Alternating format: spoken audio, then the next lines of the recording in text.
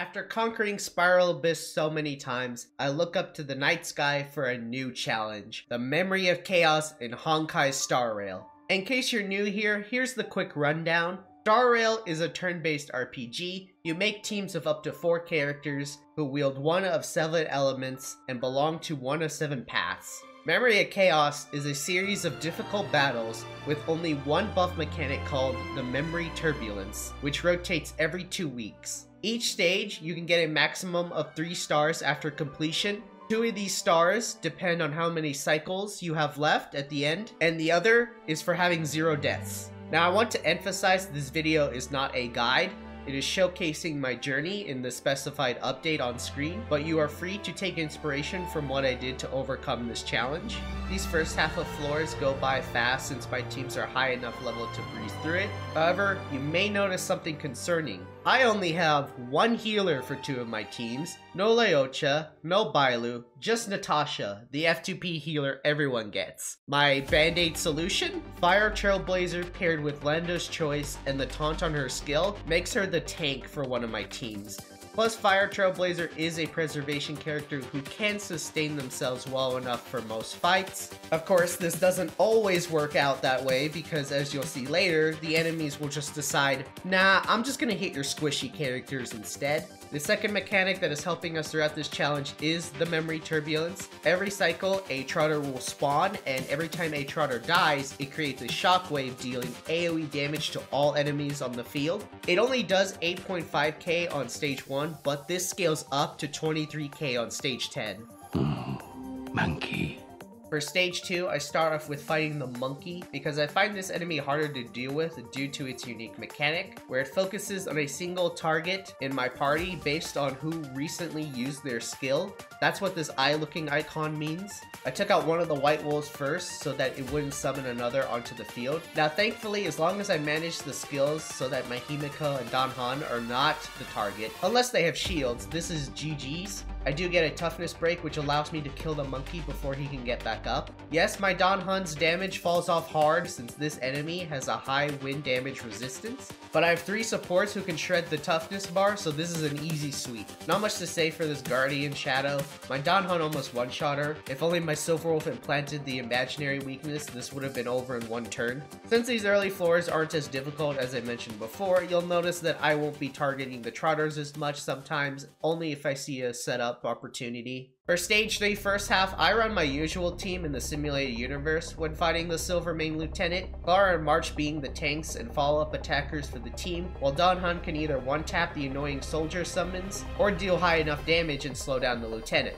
I killed these Trotters and let the AoE kill the lieutenant because I love hitting them with the disrespect. Without a healer, the Blaze Out of Space, yes, that is the actual name of it, I too cannot believe what I am reading. Anyway, its burning damage can be a problem, but we just need to kill him faster than he can get his attack stacks up and multiple burn effects on the team. Plus, March can cleanse the burn status if needed. Granted, her shield can only be applied once per her turn.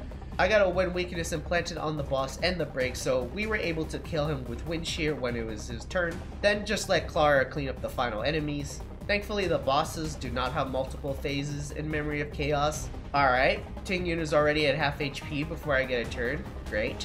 Anyway. A moment of unlucky RNG where Ting Yun got hit again. Luckily not twice. I did have to do an enhancement too, since I wanted to save a skill point for Natasha to heal an ally, and then use her ultimate right after. Sure, I have plenty of turns, but I wanted to play this safe and it worked out in the end. For stage 4, we have the monkey and the ice out of space for the first half. Same strategy as before, killing the white wolves and letting Clara and Trailblazer take the hits. I also have the correct lineup this time, since any AoE on the Trailblazer will also be hitting Clara, which triggers our counter. These assholes hit my Dan Han, bringing him to 1k HP. Luckily, the wind shear status will be cleared after we complete the battle. I was gonna kill the Trotter to the right, but he went into panic mode, so I just prioritized the boss and dealt enough damage to clear this floor. For stage 5, I used Serval instead of Himiko since we had to deal with the Ascended enemy, and Serval can toughness break the Frigid Prowler. Though if I'm being honest, I should have realized if I had Silverwolf, I would have likely had a good chance of just applying a fire weakness to the Ascended enemy. Well, we leave the Ascended fight with a half HP Clara, and by the time it's my turn, she's already under 840 HP. Oh, wonderful. And then these enemies have a bouncing attack like Sempo's skill, and it's enough to kill Clara. So there's the first reset of the challenge. Alright, so clearly Clara needs a healer on her team since we always want her to get hit, and she has no self-heal sustain. Fighting him again goes smoothly. Not much to say for the Ascended. After using Clara's ultimate and skill, we wiped the smaller enemies and dealt large chunks of damage to the elites. I swear this game is on some next level bullshit. AoE attacks 3 of my characters and then targets those 3 with its charged attack. I decide to shield Tingyun since she has the weakest defense on the team, and then it just cleanses her of the lock-on anyway. Meanwhile, Silverwolf and March are at about F HP. Well, this honestly could be worse, so let's just hope the second fight goes well enough.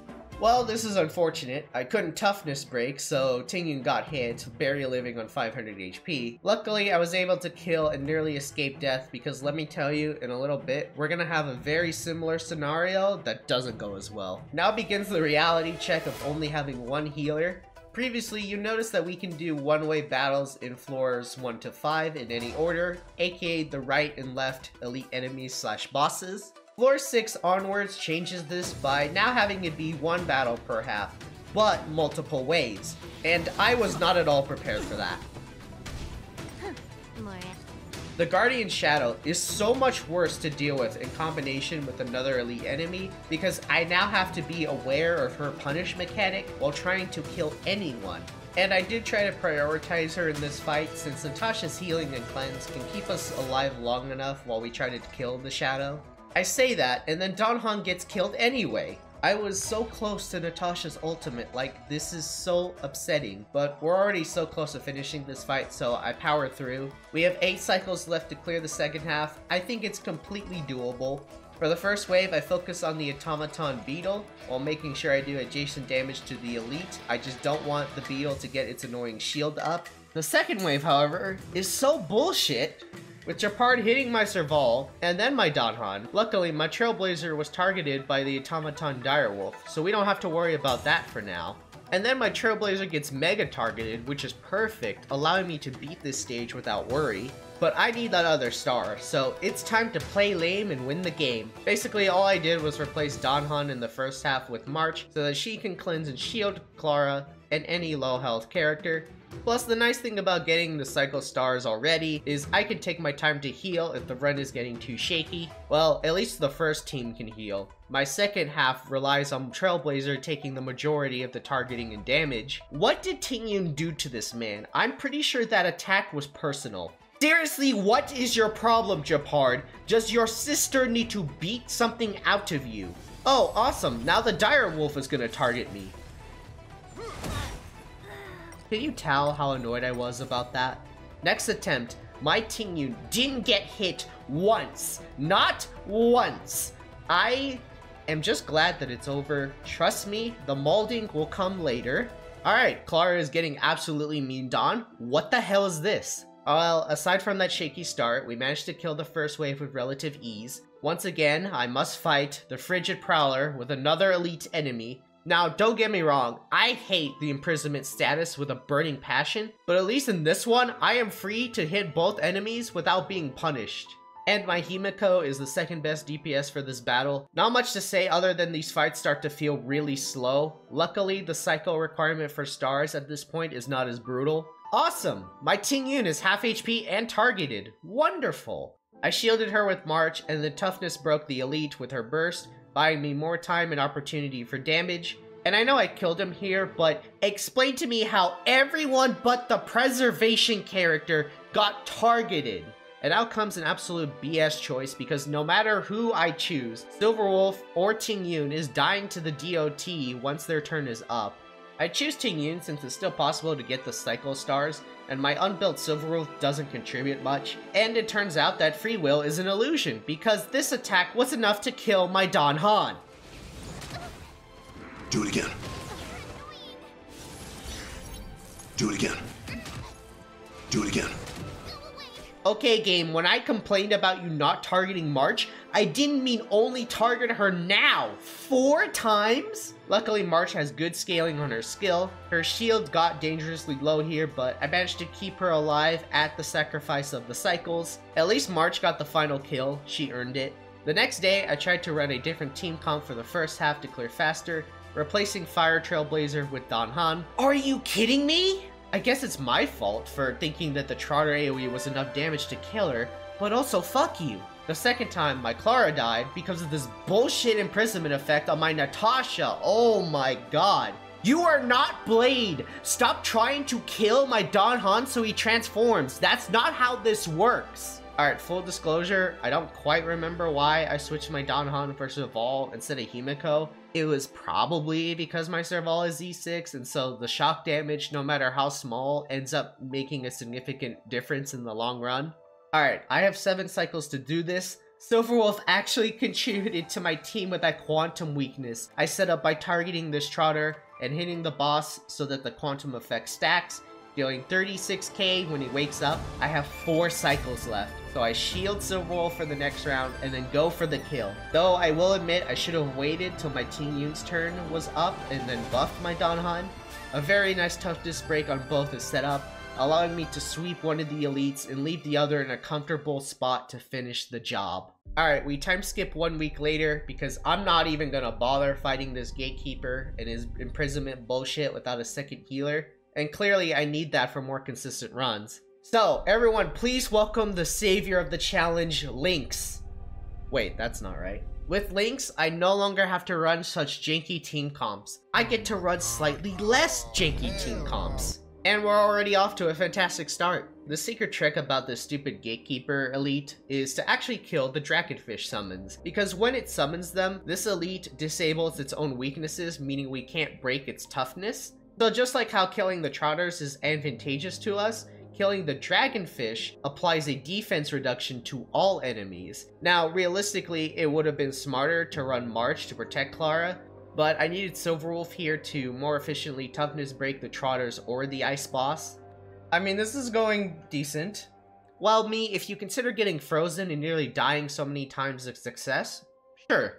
I'm not a fan of these golden dogs because when you kill them, they action forward all enemy allies. Luckily, I am prepared for this by having the monkey focus on Trailblazer after my turns are up, and you already know the rest. I probably shouldn't have risked the hit on Dan Han here though, but I didn't want to waste a skill point, and I wanted to save my ultimate for the next wave, but I had to use it because Ting Yun would have likely just died to this next attack. Sadly, I'm doing less damage since the monkey doesn't have an imaginary weakness, and my Ting Yun is now coughing up blood entering the second wave. The second monkey didn't target Ting Yun right away, and luckily, the Stormbringer didn't target Natasha with its AoE or charge attack, so I get a chance to heal Ting Yun and just let Natasha tank. I killed the Stormbringer and then finished off the monkey just like before. We fought the Frigid Prowler so many times, you know the routine. First wave was pretty straightforward. Entering the second wave, hold on. Foilverse. This is just the same fight as Floor 7 first half, but just higher level. You know other enemies exist in the game, right? Wow, the game devs really said copy and paste and called it a day. I was taking my time trying to decide my next move here. I wanted to toughness break the Frigid Prowler with Lynx and then set up for the AoE damage with Himiko and March's ult. Okay, well, you know, this Trotter could also just live on 1 HP for no apparent reason. Well, a little bit later, I see an opportunity to kill this Trotter to maybe kill everyone on the field with its AoE, or at the very least get them very, very close. March ult! Alright, let's see if this kills. Bruh. Oh. That's okay, her turn is like 19 turns. That means you got like not much time for okay. Now time to see Ting Yun get dominated. Well. Oh no. Oh. Uh-oh.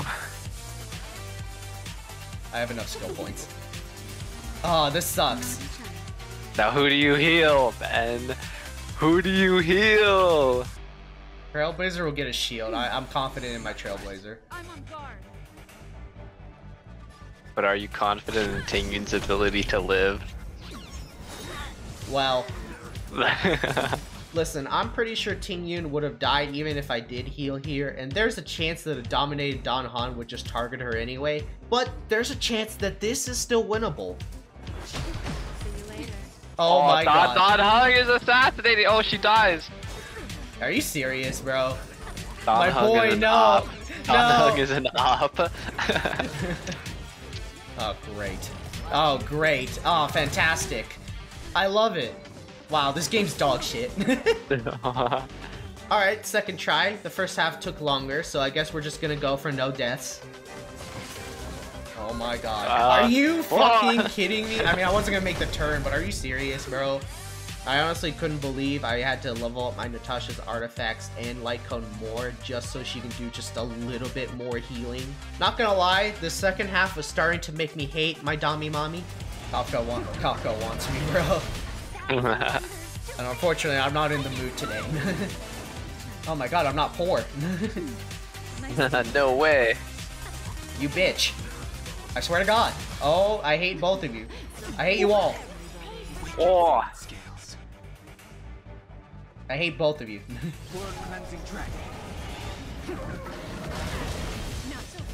Really? Are you fucking serious? You know. What do I even do? Reset. What we do is freaking reset. Like, honest with you, like, just save your ult for, like, if she gets hit, and, like, that gauntlet of enemies that you're about to fight. Yeah. So they're all about to wail on you. Might have been better to use her skill there, because then you're drawing, like, some more. Oh, shit. Should probably... Okay. Ult. My friend is the freaking prophet. What the hell was that? I have an idea. I mean, no, if you did Dan Hung, I think he would have shield broken. Alright, I know what every Star Rail player is thinking right now. Shut up and let me cook. This is my HP 2 turns later. I would not have survived this onslaught if I did not do that. I just want to say to everyone who had to fight this combo in stage 10, 1 or 2 Memory of Chaoses ago, I feel your pain. No doubt these trotters have saved my ass, so I can't even imagine how worse this fight is for you guys. Okay. Dude, one turn away, bro. I'm so upset. Oh, you got it. Oh! Oh! Yeah, oh, I got because it! you didn't hit turn 14 yet. You were still on 15. I went into floor 10 with 0 expectations. I definitely had the teams that could take this one. As always, we're boosting Clara to do most of the work while Serval applies shock and toughness breaks on the Dragonfish. And now I hate the Ascended Elite enemy. Not because of the wind shears she applies or the debuff where it temporarily lowers my character's max HP. No, it's because this Beach's HP is so damn thick. It doesn't seem that way at times, but trust me, without breaking her toughness, it feels like I do negative damage. Okay. Turn-wise, not too bad. Oh, now we get torture. So the reason I say this is because of the lieutenant who you've seen be able to summon soldiers on his turn. The real threat is because while these soldiers are on the field, the lieutenant will set up counters after counters. And so if my Serval hits him at all, she would die to the counter unlike everyone else. Well, did you really expect me to follow my own advice and reasoning? Now normally I would reset, but I have so many cycles to clear this stage, so I figured let's at least try and see how far we can get. Fuck, I think my music paused. No, I need my music buff. Please kill. Yes! Calculated. Why is there 2 of them? Man, this is some bullshit. Oh my god.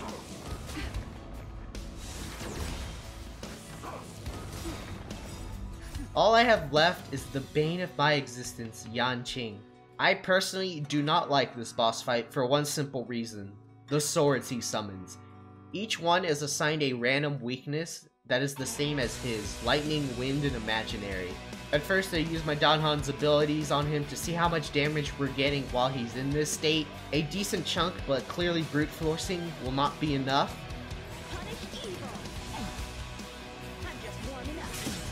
Really? And he delayed my turn, thanks. Oh my god. This is stupid. Well, actually, I'm dying anyway, so... I died anyway, so Ting Yun. Sorry. No! I'm sorry, little one. If we're going to beat this, we need a plan of attack. Honestly, I feel like an idiot for not doing this sooner, but the Trotter AoE. The whole gimmick of this blessing. They can deal almost all the damage needed to destroy the swords. I mean, you should just be able to, like, murk his ass. Oh, maybe not. And then I'll live. I'll live, bitch. I lived, bitch. I'm gonna kill your fucking ass. Your ass is mine, boy.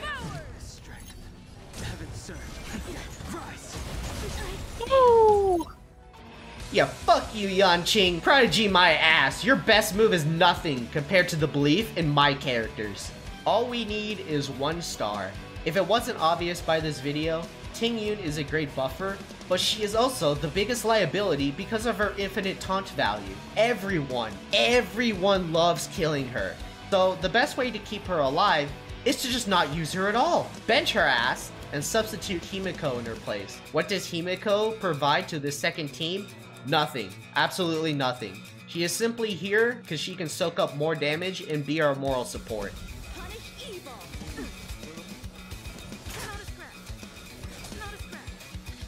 Why does this little bitch get so many turns? I don't want to interrupt you, but GG's. Oh, yeah. Well, he lived. That's awkward. Oh, yep, GG's. GG's. Did you get that within? You already got the turn limit, right? I already got the turn limit, so I just I did it. Yeah, 30 stars, baby!